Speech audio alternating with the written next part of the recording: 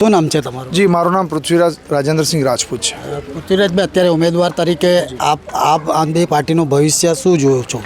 જી, છેલ્લા અમે 8 થી 10 મહિનાથી ડોર ટુ ડોર સર્વે કરીએ છીએ. આ તો ઠીક છે, હમણાં ઇલેક્શન છે તો આ ભાજપવાળા અને કોંગ્રેસવાળાને બધા આવે છે, પણ અમારું ઓલરેડી તમે આ ઘણી ગલીઓમાં અમારા સ્ટીકર તમે જોઈ શકો છો.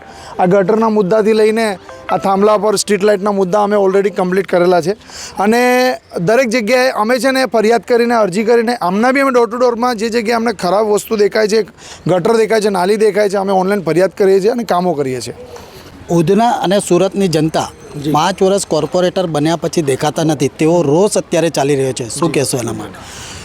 આમાં કેવું છે કે આ લોકો નરેન્દ્ર મોદી સાહેબના નામ પર જીતી આવે છે અને કઠપુતલીની જેમ જ કામ કરે છે. આ લોકોને કોઈ બી સવાલ જવાબ પૂછો તો આ લોકો જવાબ આપી શકતા નથી.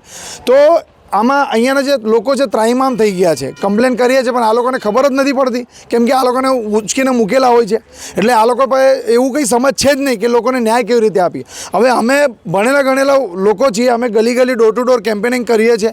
અમને ખબર છે ગટરની લાઈન કઈ જગ્યાએ લીકેજ છે, એને રિપેર કેવી રીતે કરાવીએ, કોને કમ્પ્લેન કરીએ, કેવી રીતે ફરિયાદ કરીએ, એ અમને નોલેજ છે.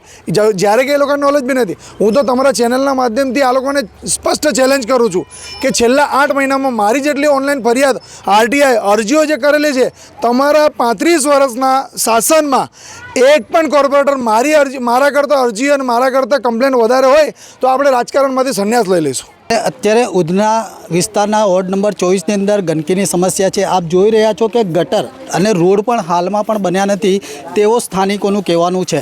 અત્યારે જ્યારે દરેક જગ્યાએ સીસી રોડ બની રહ્યા છે, ગટરની સુવિધા આપવામાં આવી છે, પરંતુ આમ આદમી પાર્ટી એક વિશ્વાસને ભરોસો સ્થાનિક લોકોને આપ્યો છે કે અમે જો આ વખતે જીતી જશું ને મહાનગરપાલિકામાં અમારી સત્તા આવશે તો સુરતના અનેક લોકોની સમસ્યા દૂર કરવામાં અમે તત્પર રહીશું. કેમેરામેન જય શિરસેગારની સાથે ધીરજ સુમરા, લોકવિશ્વાસની સુરત.